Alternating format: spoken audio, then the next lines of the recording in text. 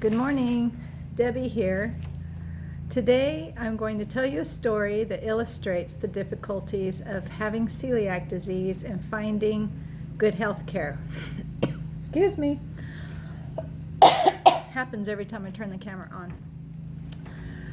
Well, last Tuesday I was heading out the door at 8 o'clock in the morning, taking my son to work, and the phone rang just as I was going out the door. And my family practice doctor's medical assistant called me. And she had a comment and she had a question. The comment was, Dr. So-and-so asked me to call you and tell you that your TSH is high. Now, I'll explain what TSH is. Stands for thyroid stimulating hormone. And that is a hormone that comes from the pituitary gland, and it gives a message to the thyroid to stretch itself just a little bit harder and make some more thyroid hormone. So she called to tell me that my TSH was high. And then the question was, have you ever had hormone therapy on your thyroid before?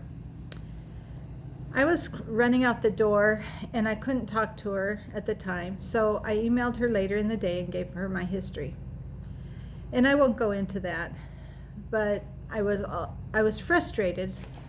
And the reason why I was frustrated was because my OBGYN started following me in October when I went to go seek out her services for an 18-long-day period that I had had. And my OBGYN had drawn a panel of blood tests testing my thyroid and all of my hormones that are related to estrogen, progesterone, and all of those things that would point to a problem with my periods being that long. So my OBGYN had been following me for 4 months. She had a protocol set, but she couldn't do double checking on the thyroid because my insurance would not allow it unless I was doing it for a physical exam. So I scheduled a physical, which my yearly physical was due in May with my family practice doctor, and the blood tests were drawn a week before I had my physical so that it could be discussed in person. Sorry, I keep moving this chair up. I should have adjusted this earlier. And there we go. So I had the blood drawn, ordered by the family practice doctor. This had been ordered a year ago, so this was not something that was done as a response to my OBGYN doctor. It's just something that we knew was going to happen because the blood test had already been ordered many, many months before, and I had gone to the lab a week before my physical so that the results could be there in time for the physical. And then the week after I had my results, my blood drawn, I went to my physical, and the results were showing that my thyroid was still running low, with my pituitary gland producing too much TSH. So my levels had gone from like a 3.5 something to a 5.3. And the doctor was saying, well, these are a little high. It's out of the normal range now. So this is family practice doctor. So we're going to let you run with life for 6 more weeks. And then we'll see you again in the middle of July. And prior to that, a week prior to that, we will run one more thyroid panel, test your antibodies for Hashimoto's disease, and see if this was just an anomaly, and see if the TSH level goes back down. So then I did that. I went in the beginning around 4th of July, I went and got the tests done on my thyroid, and then a week later, which was last week, she received the results, and then I received the phone call from the medical assistant, which was frustrating to me because if she had kept the history accurately and if she had read the history accurately, she would have already known that we had already met, that this was the second test, and that we were going to meet on the 16th of July to discuss the results that she got around the 8th or 9th of July. So it was annoying, but I understand that people are busy and they are forgetful, especially busy doctors like she is. And I can be a pretty patient person, and I felt like I could just go to my appointment on the 16th and explain to her everything there face to face. So I wrote her an email. I gave her a detailed history of my thyroid history, which dates back to the early 1990s. And I said, this is the history, we'll discuss it next week at my appointment. But it continued to annoy me throughout the day. So I went ahead and I got into my history.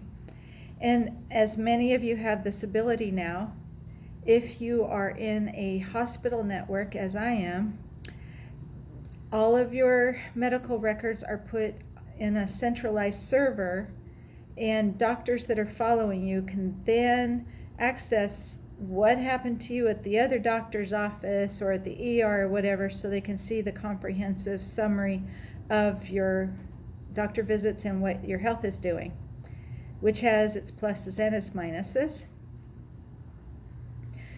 But I thought, maybe I didn't understand the medical assistant.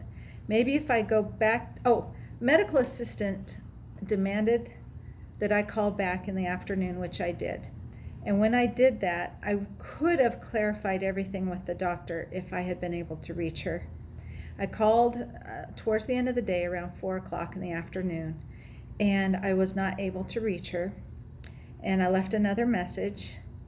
And then I decided to check my history online through the patient portal to see why the doctor was calling me, to see if she had put something in the notes as to why she was calling me. And to my great surprise, and yeah, I'll just put it there. When I read the summary of my last physical, I was shocked as to what she put there. Number one, it was never notated, from what I could tell, that I had celiac disease. Number two, my lipids, which are slightly elevated, which is typical of someone who has hypothyroid, because the thyroid hormone helps the liver release LDL. And if you're on a healthy diet, you should have very low total cholesterol. And she mentioned that I had a mixed lipid profile. I didn't see any mention or remember any mention of thyroid disease or discovering thyroid disease, which means that it wasn't notated in the chart for my physical back in May. I've seen her for 2 physicals and 1 follow-up appointment since I started seeing her I've seen her for 1, 2, 3, 4, at least 4 appointments, 3 of them physical appointments. And as you would guess, I was asked to give a comprehensive, detailed history in those 3 appointments, and they were repetitive and redundant. So 3 times I was able to report that my activity level was moderately active, in that for the last 2 years I have walked 3 miles a day, 3 days a week, Monday, Wednesday through Friday, with my neighbor continuously.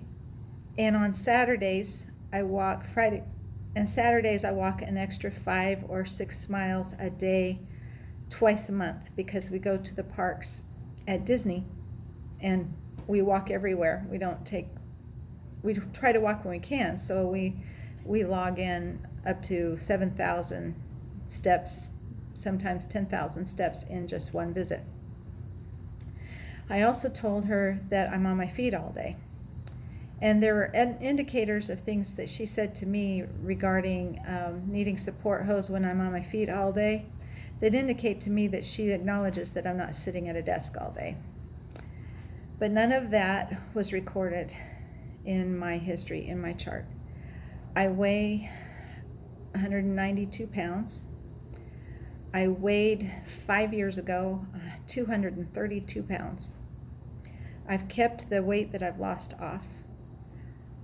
I've lost 6 pounds since my first appointment with her. And she narrated into my chart that I'm sedentary, obese, and need to be educated on diet. And that she had educated me on the DASH diet. Despite my having told her 4 times that I eat a low-fat, whole food, plant-based diet, and I don't cheat, not even on my birthday, and not even on holidays. And I would challenge any doctor to be able to say the same.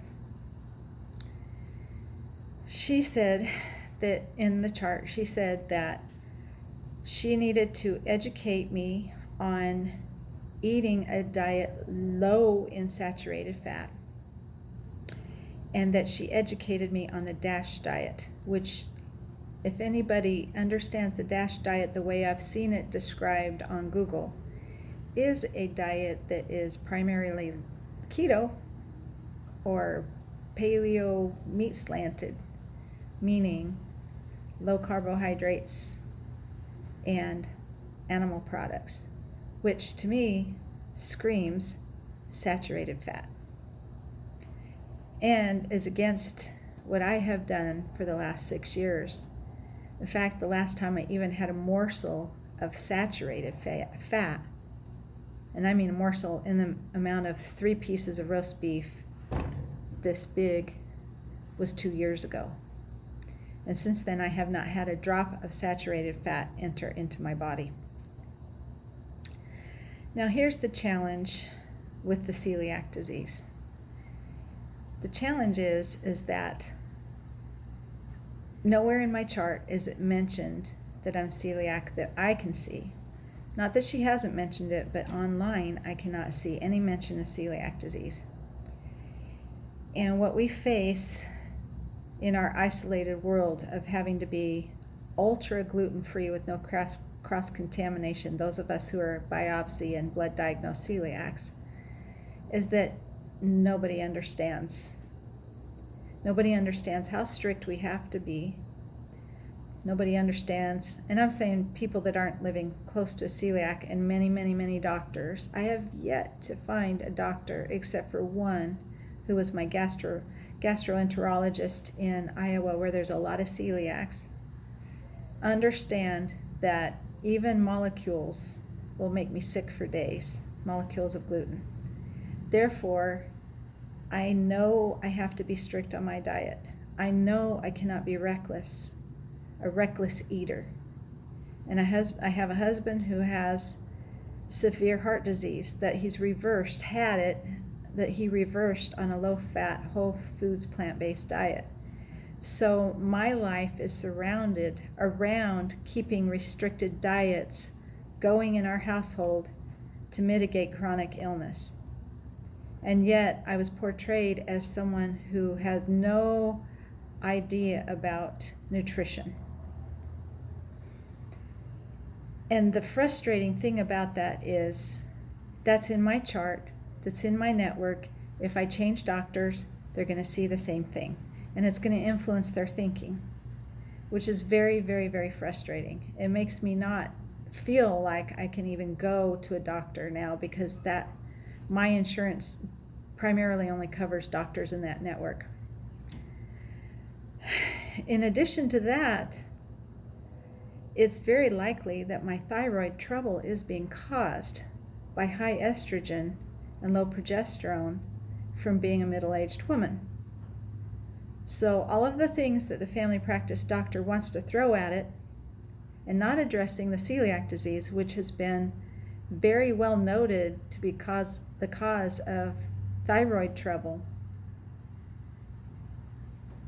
are not going to help, but if at best just mask the problem. And the fact that she had forgotten the appointment that I was to have with her yesterday and was calling me to see if I had ever had therapy before, tells me that her pen was already on the pad for prescription for levothyroxine. So I wrote the network customer service representative, told her what happened, told her I wanted my chart changed with the truth, which I wrote for her, and told her to document what the doctor did for future data gathering, telling her I didn't want to have any more interactions with the doctor because why would I want to? It costs me $100 every time I walk in the front door of her office.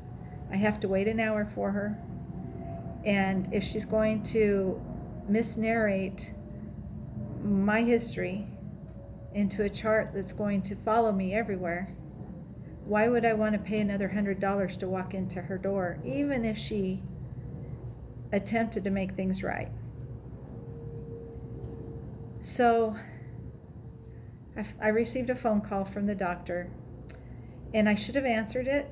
I could have addressed things face to face with her, but I realized that the whole center problem of all of this, there's two center problems of all of this. One, that I don't want to pay her the money to misdiagnose or misreport my health. And two, I'm a celiac, and she doesn't know how to treat celiacs. So it wasn't worth trying to make things straight with her after that. So essentially, I called and fired her. I called and I canceled my appointment for, which was going to be yesterday, canceled my appointment for next week. And some would say this is reckless, but I've just been binge watching videos from several healthcare providers that I trust that have addressed hypothyroidism and celiac disease online. And I feel pretty confident that I'm going to be able to turn this train around with the help of my OBGYN on her schedule, which is a once a year to 2 times a year visit. And she happens to be educated on my problem. So my plan is to be very, very, very conscientious on cutting out other foods that are cross-reactive to gluten and increase my vegetables, and to decrease things that I've been experimenting with that are iffy, like stevia, anything that's in powder form, white powder form, and stick to the whole foods very, very, very, like 100%. So Jack LaLanne once said, and he lived, well, you might not even know him. Anybody that is younger than a Generation Xer might not know of him. My mom used to exercise to him when I was a little girl, but he lived to be in his mid-90s. And he said, anything that God made, eat. Anything that man made, don't eat. So that's going to be my mantra. And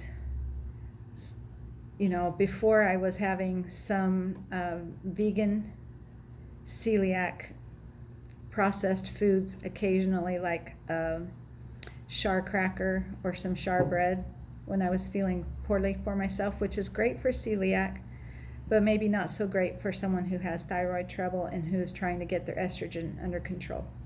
So my plan of action right now, and don't take this as medical advice, but I will report on my progress down the road. My plan of action is to get my estrogen under control, get it balanced by taking progesterone cream, which has already been okayed by my OBGYN, but I haven't been doing it, to eat a whole food plant-based diet and emphasis on whole foods, and to eat Brazil nuts, 2 Brazil nuts every day, to give me the selenium that my thyroid needs, because I haven't been taking selenium, and I'm sure my diet's been low on that. And to take some magnesium glycinate, because magnesium is a precursor to so many hormones in your body. So I'm taking that twice a day, 120 milligrams twice a day. D3, because I know my D3 levels are already low, despite being out in this wonderful sunny place that I spend time out in every day. And try and get my weight down so that my estrogen levels will go down, because fat contains estrogen, and cow fat contains it, pig fat contains it, and so does human fat. So I'm sure that the human fat that I'm carrying around is keeping my estrogen levels high. So that's the plan. My TSH is not so high that I'm having any symptoms. I don't have fatigue. My hair seems to be doing okay. My nails are growing really great. My skin is nice and clear. And I might have some mild hypothyroid symptoms, but I'm not having any major hypothyroid symptoms. So I'm just going to not treat it for a few months. And then when I go back for my yearly exam with my OB in November, then I'll have a retest. Or if I have symptoms earlier than that, then I'll go ahead and go in. But I'm just not going to worry about it right now. I feel like the stress that the doctor was putting me through was shooting my inflammation up. So, and keeping stress down is going to be another strategy. So, this intended to be one of those videos that you listen to while you're doing your dishes. I'm sorry, it is over 20 minutes long. I like to keep my videos low in time, but I also enjoy watching videos that are a little longer when I'm working in the kitchen. So this is one of those videos for you, and I hope that you find this information useful, perhaps interesting. Again, it's not medical advice. I'm just explaining what I'm going to do over the next few months, and I will give you a report when I have my next test done. So thank you very much, and I hope you have an awesome day.